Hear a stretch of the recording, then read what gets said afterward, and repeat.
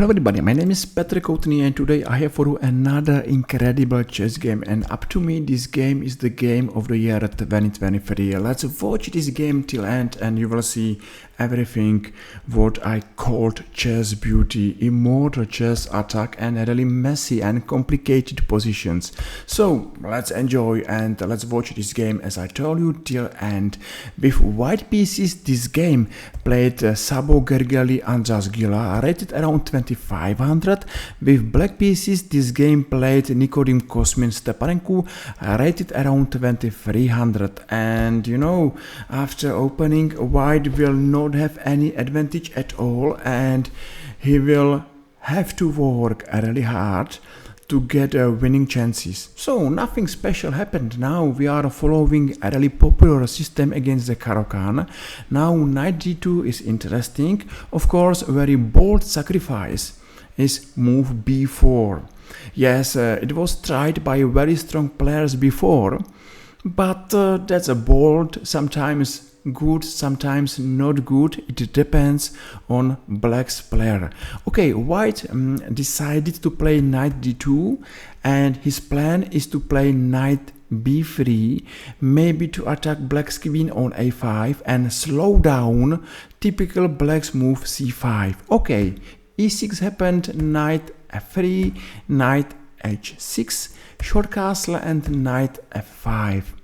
It's necessary to improve white's game in the next moves because black is absolutely fine. Okay, after move c4, I am sure that bishop e7 is strong.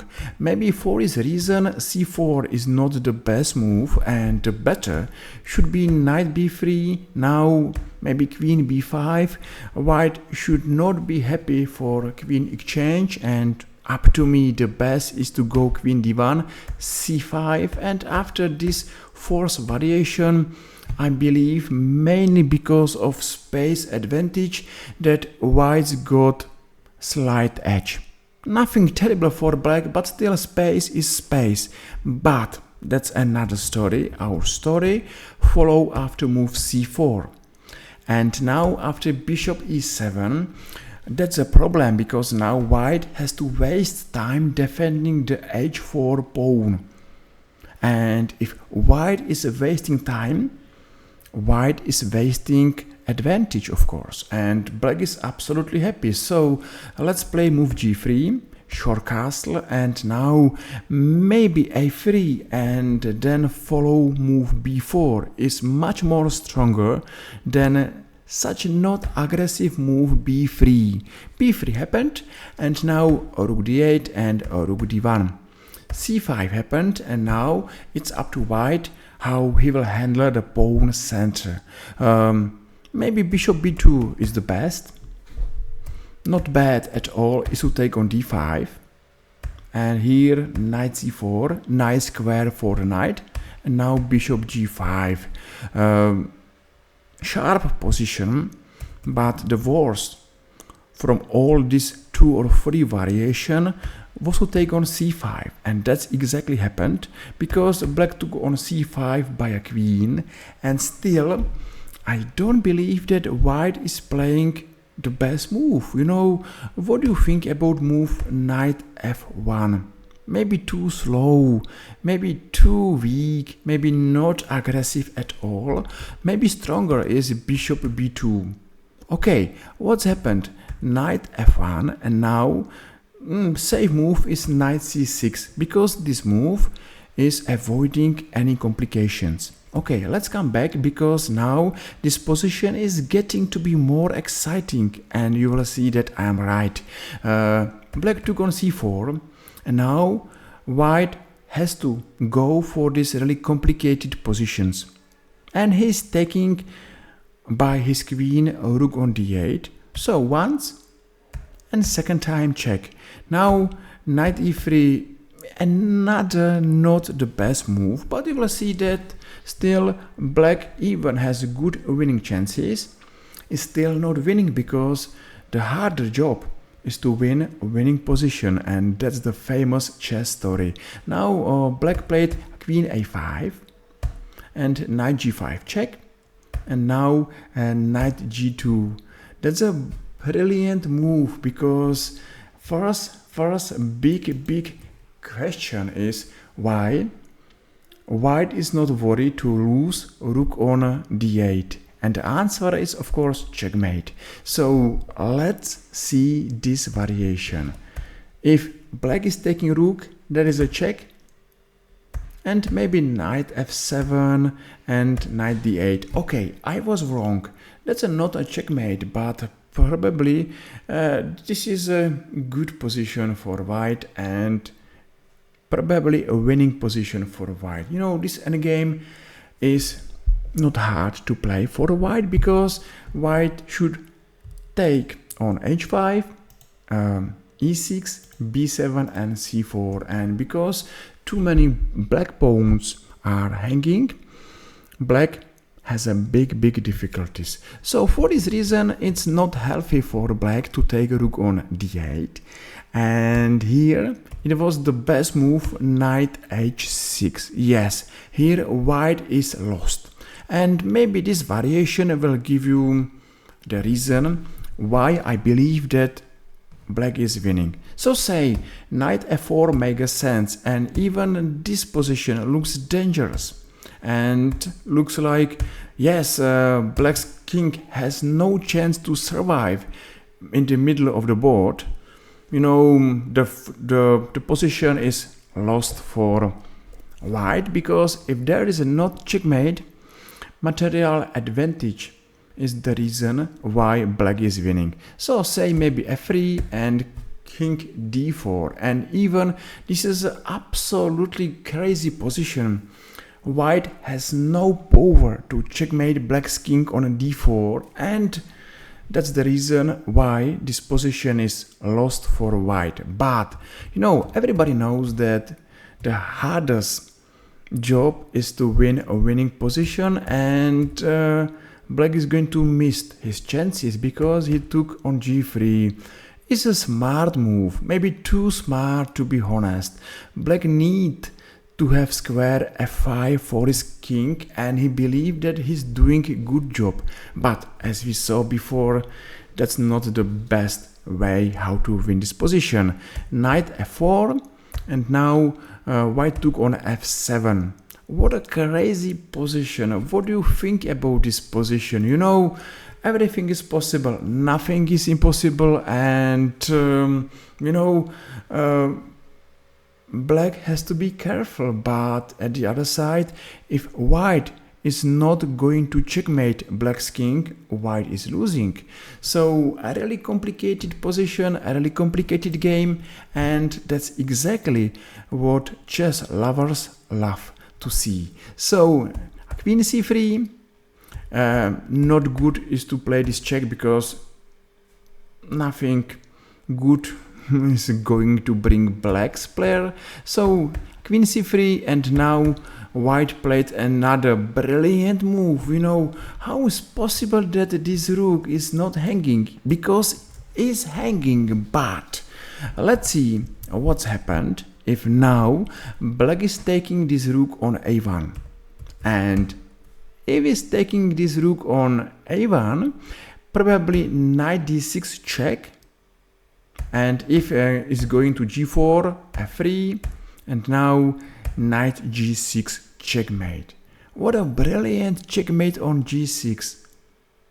Right, so let's come back, and probably here black will take pawn on e5, but will be really surprised after knight c4, rook f8, f3, and bishop b2, and white is winning material. Yes, all positions are really complicated, and it has to be hard to play on a time control this position, to see all variations and make sure that winning position is won at the end. So let's come back, because white played this beautiful move and black saw everything, played knight e4, now rook f8, and probably losing move was played here king g4. the best is knight c6, but you know, just to be honest, this is a difficult computer move, and even this is the best move, this move leads to draw. Okay, say knight h6 is only one way how to play this position, and this variation will tell you that that's a draw. Because, for example, here, I'm coming back, if it's going to f6, there's a check, and too many problems. For example, here is bishop a3, looks like a really checkmate coming sooner or later.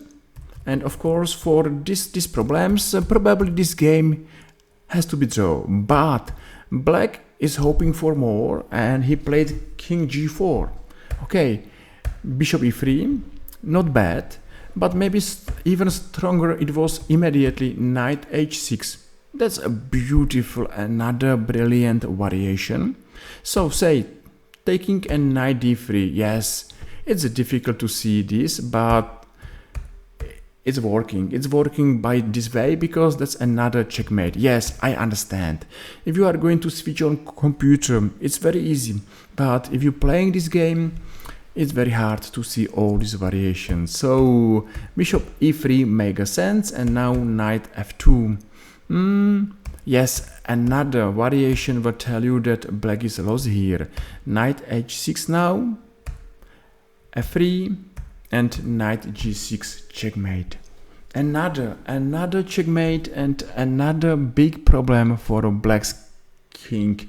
And if you remember, knight c6 as the move, avoiding complication, now maybe black knows that knight c6 was stronger than to play this position. So there was only variation, say knight f2 happened, knight d5, you know, another wonderful move. Again, the idea is to have square f4 for this rook, and here nearly in all variation is waiting for a black checkmate. Okay, say to take immediately, there's a check, and of course checkmate on g4. Say knight g4, check, check, checkmate. Yes, so all problems are on the board, and now black decided to take a rook on a1. Knight h6, of course, just to take, that is immediately checkmate. It's a simple, maybe. And now black took on h4 and bishop f2, another check. So let's speak about this position. Only 3 minor white pieces and 1 rook are going to checkmate black's king. The biggest black's problem is here. Knight and rook are not playing and are not defending black's king, and that's the reason why all this chess beauty was possible. So now this move happened, check, and another. If black is going to h4, there is a check and checkmate on g4. Another brilliant checkmate, another brilliant position, and since beginning till end this game is amazing, and I'm absolutely sure for these variations, for these moves, this game has a chance to be the game of 2020. So black played king g6 and with hope to escape to h7, or I don't know where to escape. So now knight e7, knight f7, and here is a checkmate on h8. So knight c6 happened, but knight g5 and knight f7, knight g5, maybe white is winning time, and now knight e6, check, of course. So knight g5, knight f5, knight h4, and now knight f7, knight g5, and now rook a8.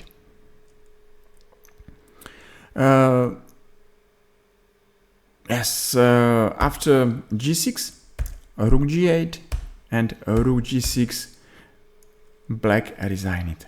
you know, another sacrifice, and another beautiful sacrifice, because if white is taking on g6, there is a mate on f5. What a beautiful, beautiful checkmate by 2 knights and 1 bishop. And that was the game of this year. So I'm going to show this game for one more time. Let's enjoy and maybe think about following our YouTube chess channel. Thank you.